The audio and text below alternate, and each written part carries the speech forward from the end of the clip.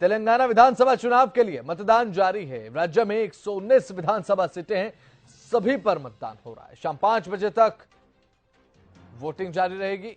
प्रधानमंत्री नरेंद्र मोदी ने तेलंगाना के मतदाताओं से अपील की है कि ज्यादा से ज्यादा वोट करें, बढ़ चढ़कर वोट डालिए और एक नया रिकॉर्ड स्थापित कीजिए।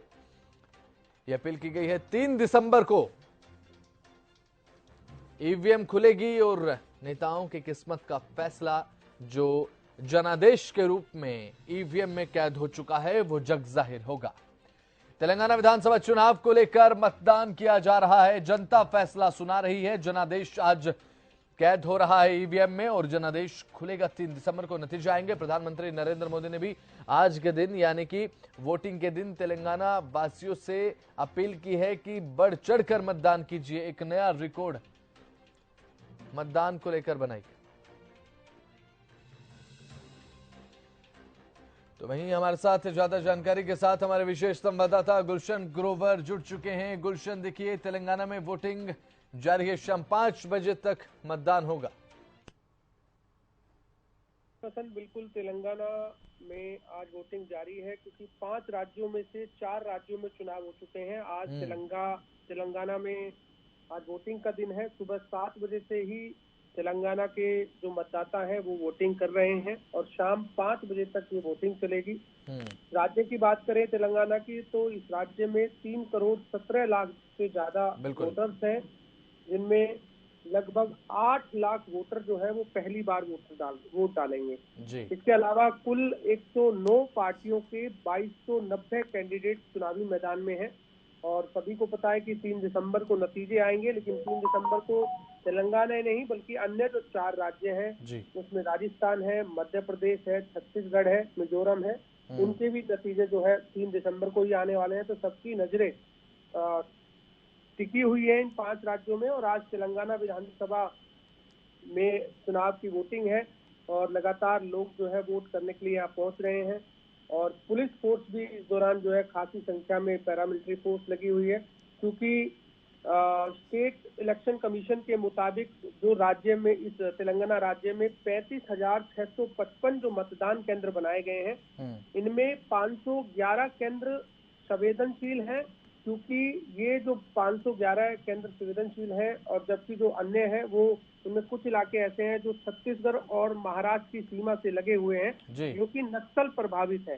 इसके लिए सुरक्षा के लिए सेंट्रल आर्म्स पुलिस फोर्स ने 100 से ज्यादा कंपनियां इस दौरान तैनात की हैं, जबकि इस तेलंगाना में सीधा जो मुकाबला है वो सत्तारूढ़ जो बीआरएस पार्टी है, भारत राष्ट्र समिति, उस कांग्रेस के और बीजेपी के बीच सीधा मुकाबला है।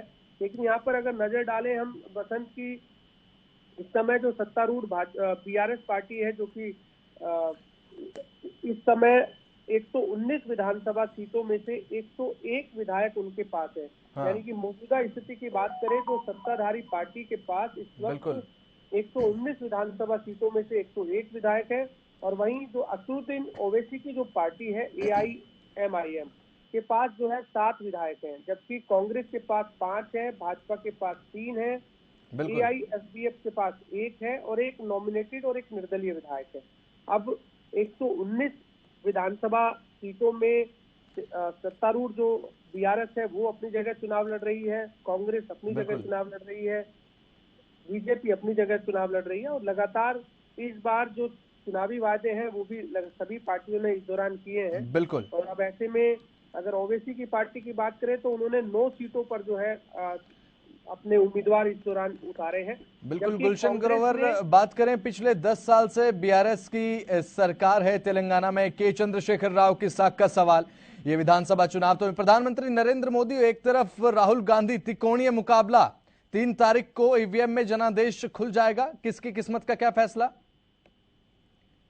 देखिए बिल्कुल हर पार्टी अपने आप को दमखम दिखा रही है और खुद साबित कर रही है कि उनकी इस राज्य में सरकार बनने वाली है। और अब तेलंगाना में जिस तरह आपने भी बताया कि 10 साल से सीएम जो है के चंद्रशेखर राव है जी। हालांकि इस तेलंगाना का जो गठन है वो 2 जून 2014 को हुआ था और तब से 1 दशक से यहाँ 2 विधानसभा चुनाव हो चुके हैं जो कि 10 साल से सीएम जो है यहाँ पर के चंद्रशेखर राव की अगुवाई वाली जो पार्टी है जी। बीआरएस, जो कि पहले टीआरएस थी बिल्कुल। और अब बीआरएस है। पहले तेलंगाना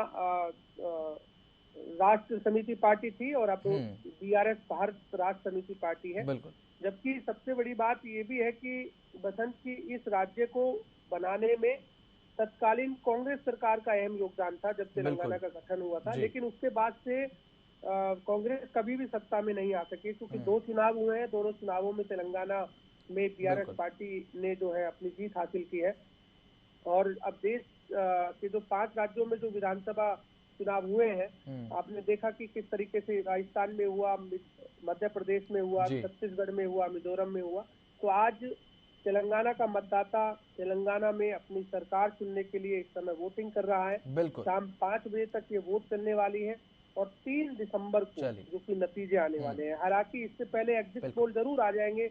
हर जो टीवी चैनल है वो अपने एग्जिट पोल दिखाता है। आप देखते हैं कि लगातार एजेंसियां जो अपने एग्जिट पोल दिखाती है, लेकिन जो मतदाता जो वोट इस समय कर रहा है और उसकी किस्मत का जो फैसला है, जो भी वो सरकार लेके आना चाहता है अपने राज्य में। बिल्कुल गुलशन, आज मतदाता अपनी सरकार चुनने के लिए अपनी शक्ति का प्रयोग कर रहा है। आज सरकार का बनना बिगड़ना सारा जनता की उंगलियों पर फिलहाल देखने की बात होगी, किसकी जीत होगी किसकी हार। बहरहाल 3 दिसंबर को नतीजे आएंगे। बहुत बहुत शुक्रिया गुलशन जुड़ने के लिए, तमाम जानकारी देने के लिए। तो वहीं प्रधानमंत्री नरेंद्र मोदी ने भी आज के दिन तेलंगाना वासियों से ज्यादा वोट करने की अपील की है। तो वहीं 3 दिसंबर को नतीजे आएंगे। तेलंगाना विधानसभा चुनाव के लिए मतदान लगातार जारी है।